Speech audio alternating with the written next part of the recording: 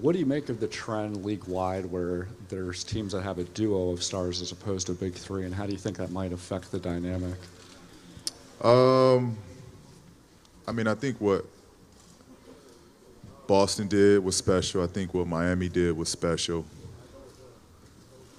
But I think it goes back to, you have two guys that are, you know, the guys, and then you have a group around them that supports them to the highest level. And that foundation is around a lot of the guys in this league. You look at Milwaukee, you look at Philly, you look at the Lakers, you look at Houston, Utah. I mean, everybody has their two guys, and then it's a heck of a supporting cast that's with them. So you can fill in that third spot with anybody to have a big three on all of those teams. So I think it's a good thing for the league. It changed the league, but it's good for the league. The big three, everybody was looking for a big three. It didn't work for a lot of teams. And so now this is a new dynamic for the new generation of this league. Devin, a question to both of you guys. At the other media day in town Friday, LeBron said the big winner was Staples Center. For you guys being the center focal point, for the first time, there's a legitimate rivalry between the two teams where both have expectations to win a championship. And you guys are at the center of that. What does that mean to you? How do you describe it? I don't think we've really paid too much attention to any of that. We don't get into the whole back and forth thing. I think it's more so something for the city to do and basically for you guys to do as far as media. As far as us, we look at it as another game on the schedule that, just has to be played, and one that we have to go out there and prepare and in order to get ourselves ready to win. I don't think we get too much brought into the whole, LA versus LA type thing. I definitely agree with him, but as far as the Staples Center in general as a winner, because we both play in that building, so as far as that, I definitely agree with it. But as far as like the whole rivalry thing like that, I don't think, I know in our locker room we don't really tie ourselves too much to that. I say the same thing. I agree with what Bron said. The Staples Center is where you want to be with the team we got and with the team they have. But I don't put that pressure that's the team that we necessarily have to compare ourselves up to 29 other teams that we got to go ahead and go against and compete against. It's not a head-to-head battle of LA thing. We got to come out, we got to play, we got to do what we got to do. Same way the 29 other teams got to do. Dan. Hey guys, Dan Wicke with the Los Angeles Times. Question for both of you.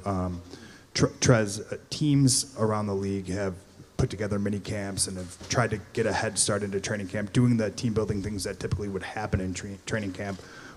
How far along are you guys on that? Paul talked about it a little bit. How far along are you guys on that process? And then my question, Paul, you've been in this league a little longer. Do you think that's happening because guys realize how quickly things can change, whether it's player movement or whatever, so when you have a good opportunity, you try to maximize the chance you have? I definitely think we're, farther along than people actually think. We've came in probably, right after Memorial Day weekend, and we've been playing pickup, and guys have been lifting weights and getting extra cardio in and getting prepared to, what we're about to have come on Monday when we come in for the first day of actual training camp, and then going out to Hawaii, which is, an improvement of the team bonding and team building, even going over there. But, we've been going for a while, and, we just don't have that whole media source of everybody coming in and watching us. We're kind of those ones that kind of work behind the closed scenes and, get the job done. So we're a lot further along than people actually think, so. Yeah, I think, to Trez's point, the second this came together, I mean, we were all in a group chat. We were all chatting, talking, laughing, building that togetherness, that camaraderie.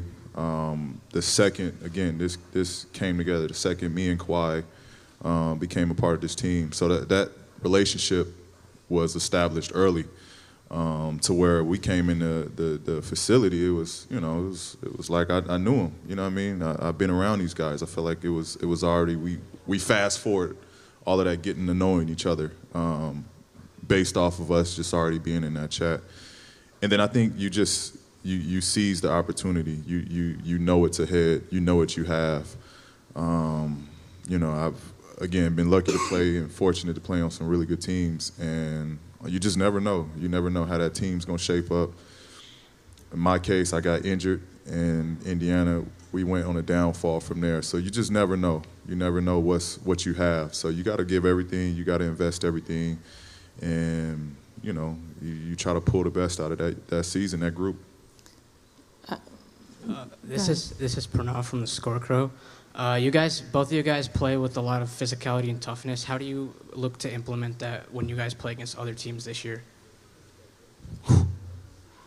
I don't look to change nothing I'm doing. We ain't changing nothing. As far as the way I play, how physical I play, around the basket and everything, I don't look to change nothing I'm doing. So I guess that answers that. We ain't changing nothing. I'm gonna be hyped to be more physical. Trez take care of it, right? Facts. Thanks for watching ESPN on YouTube. For highlights and analysis, check out the ESPN app. And for live streaming and premium content, check out ESPN+.